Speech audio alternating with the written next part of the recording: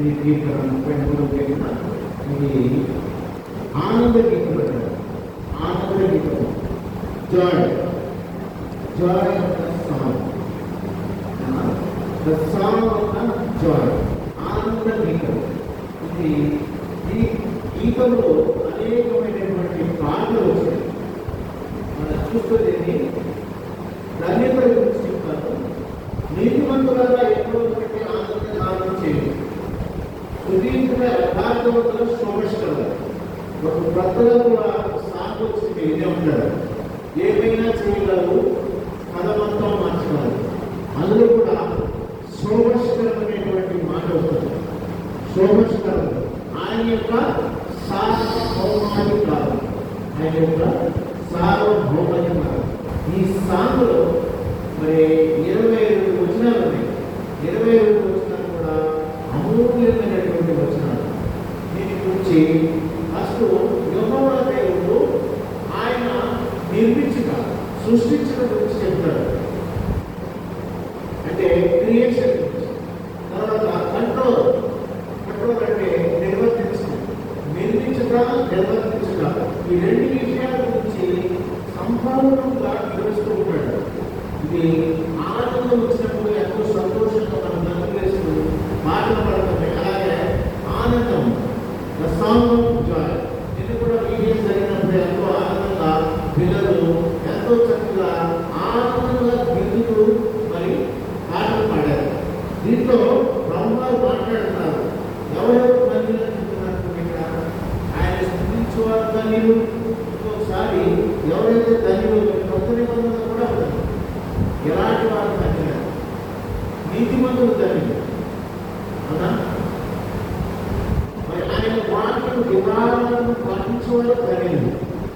అలాగే ఈయన ప్రభువు ఈ యొక్క దీంట్లో ఏం చెప్తారంటే the word of the God and the worship of the God.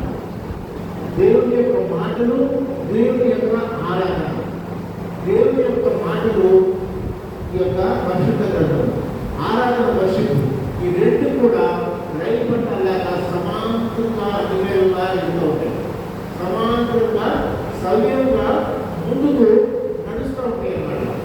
ఎలాంటి the word of God, the worship of God, the word of God and worship of God both will go together always. మరి చూడండి, దేవుడు మరి భూమి ఆకాశం సృష్టించినప్పుడు మరి భూమి కావాలంటే భూమి అయిపోయింది, ఆకాశం కావాలంటే ఆకాశం అయిపోయింది. భూమి ఎలా ఉంటుంది? భూమి గుండ్రంగా ఉంటుంది. దానిపైన దగ్గర దగ్గర 71% వాటర్ ఉంటుంది. ఓన్లీ 28% మాత్రమే బాగుంటుంది. కానీ భూమి గ్లోబాకారం ఉన్నప్పుడు దేవుడు భూమికి కావాలని అనగా అయింది. దానికి మరి సముద్రాలన్నీ కూడా తిరగబడాలి కదా. ఆ సముద్రాలన్నీ కూడా తిరగబడవు. సముద్రాలన్నీ కూడా ఒకదానికి భూమిరావు. 4 దిక్కులు కూడా సముద్రాలకే అవి కూడా భూమిని ముంచివేయవు. ఎందుకంటే అది గొప్ప దేవుడైనటువంటి ప్రభువు సృష్టించినటువంటి భూమంట. అలాగే సూర్యుడు కూడా సుమారుగా 6,000 సంవత్సరాలు అయింది. 6,000 సంవత్సరాల నుంచి సూర్యుడిని కమ్మన్న సూర్యుడు అయ్యాడు. సూర్యుడు ఉదయించుగా అస్తమించుగా ఇంతవరకు ఆగలేదు. అలాగే భూజలాలు కూడా ఇంతవరకు ఒకటి కలవలేదు. అట్లాంటిక్ మహాసముద్రం కూడా ఎక్కడే ఉంటుంది. పసిఫిక్ మహాసముద్రం ఉంటే అది అక్కడే ఉంది. దేవుని యొక్క సార్వభౌమాధికారం, ఆయన యొక్క గొప్పవాడంటే అది ఏమి కలుగును అంటే అది జరుగుతుందండి.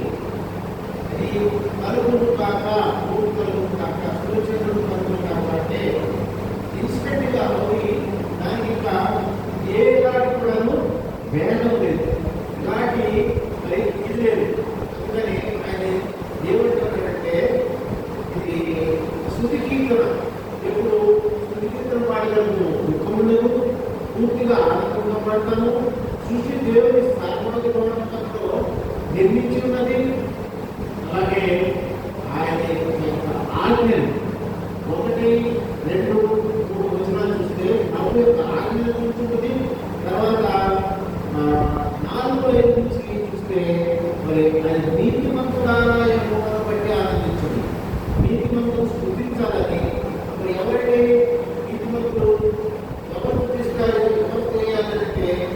యెహోవా దేవుని బట్టి అనుదినము ఆనందించేవారు.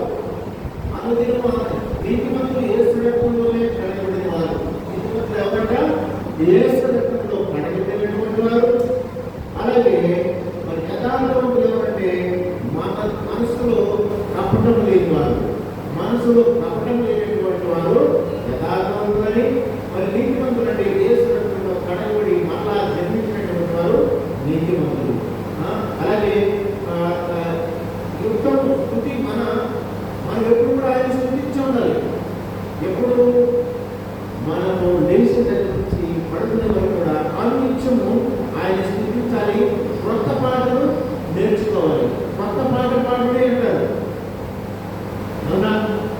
వచనము 3వ వచనం చూడండి. అది ఆయన గురించి నూతన గీతం పాడండి. మనం ఎప్పుడు కూడా నూతన గీతం పాడుతూ ఉండాలి.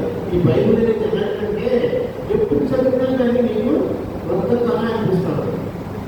మనకు తెలుసా, 10వ తరగతి చదివేశాం, పాస్ అయిపోయాడు, మళ్ళా 10వ తరగతి చదవాలని అనిపిస్తుందా?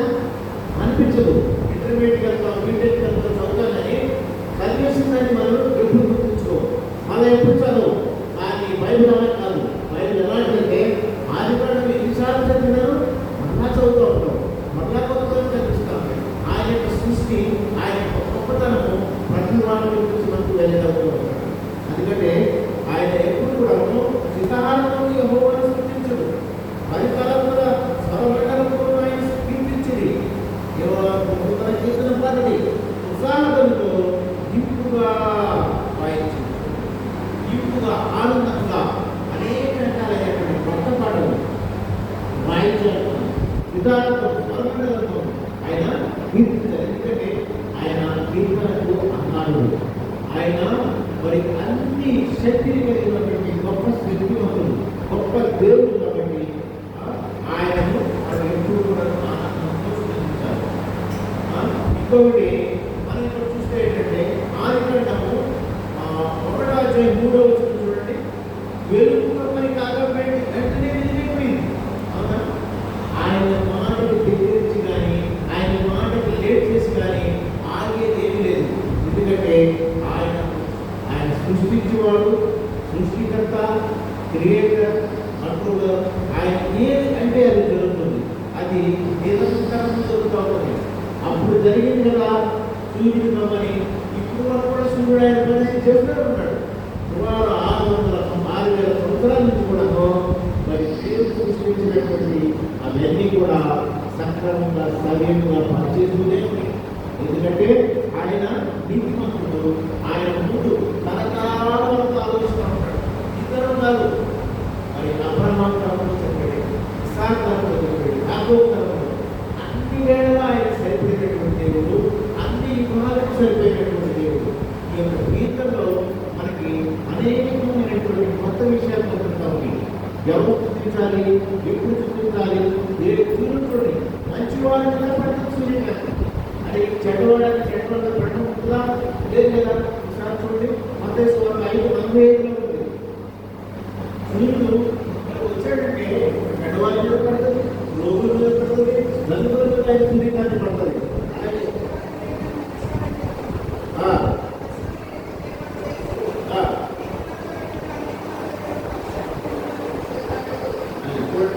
ఆయన వర్షం వచ్చిందంటే అందరి మీద పడుతుందా? లేదు లేదు, ఇప్పుడు చెడువాడు అవినీతిని పడుతుందా? అందరి మీద సమానంగా.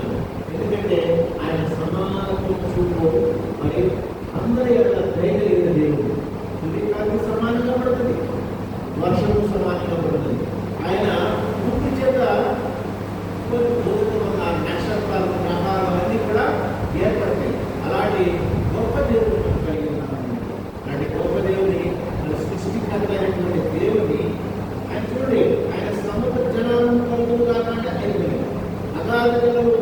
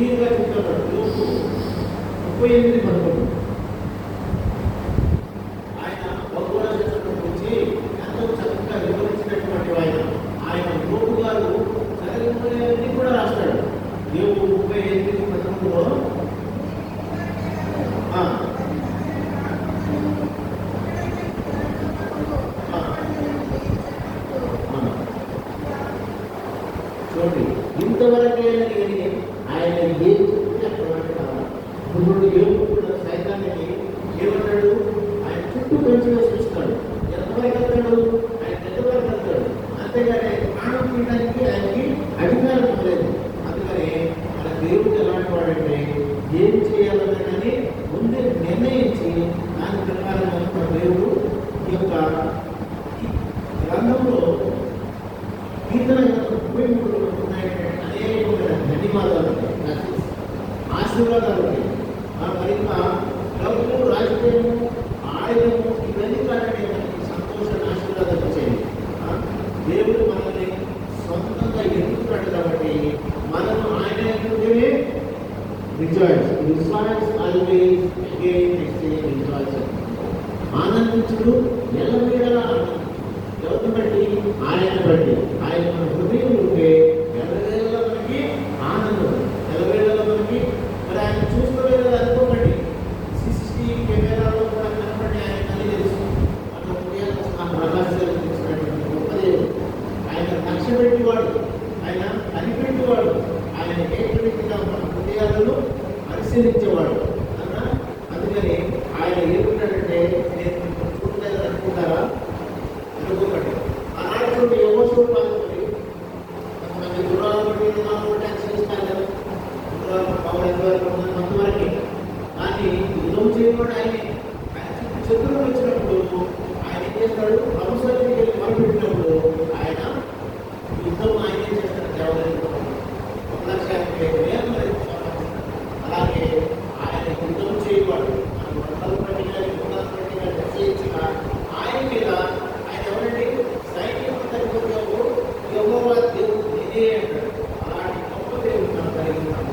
అలాంటి గొప్ప దేవుని ఈ యొక్క కీర్తన ఉపయోగంలో నీతిమంతుల గురించి చెప్తాడు, ఎలాంటి వాళ్ళు అన్యులని చెప్తారు, ఎలా మనం బ్రతకాలని చెప్తారు, ఎలా మనం జీవించాలని చెప్తారు. ఎందుకంటే ఆయన సర్వము ఎరిగినటువంటి వాడు. ఆయన ఎలాంటి వాడండి, ఆయన మన గురించి అన్నింటినీ చూస్తూ ఉంటాడు. అలాగే ఆయన మనకి ప్రొటెక్షన్ చేసేవాడు ఉంటాడు. ఆయన ఎలా గొప్పవాడు అంటే ఇక్కడ ఆయన ఏమన్నా వస్తువు క్రియేటర్ కట్టడు కాదు, నిర్మించేవాడు ఆయనే, నిర్వర్తించేవాడు ఆయనే, సృష్టించేవాడు ఆయనే, సృష్టికర్త ఆయనే, పోషించేవాడు ఆయనే, రక్షించేవాడు ఆయనే, కాపాడేవాడు కూడా ఆయనే, మన ఆపరించినప్పుడు తప్పించేవాడు ఆయనే, మరి మనకు నటించుకునేవాడు ఆయనే, మన యొక్క దృష్టించేవాడు ఆయనే, ఆయన మన యొక్క సాధనవాన్ని జరగాలి సర్వశక్తివాడు కూడా ఆయనే, మనందరికీ సమస్యలను సమకూర్చేవాడు ఆయనే, మనకు స్థిరపరచువాడు ఆయనే, బలపరచువాడు ఆయనే, మనకి జీవజాలం నుంచి జీవకిరీటం చేయటువంటి వాడు కూడా ఆయన. ఎందుకంటే ఆయన కరుణామయుడు, ఆయన మనం దీవించువాడు, ఎల్లవేళలా ఆనందించువాడు. మనం ఆనందించాలంటే ఆయన మన హృదయంలో తీసుకున్నాడు. ఆయన మనం హృదయంలో వచ్చినప్పుడు మనం ఎల్లవేళలా రిజాయిస్ వాడాలి. ఇది మాట ఏంటంటే, ఇది కీర్తన, సంబంధ జాయ్, ఆనంద కీర్తన, ఆనందించిన వాడంటే మరి అనేకమైన వాయిద్యం చేత మరి ఆయన గుర్తుపరచాలి. ఎల్లవేళలా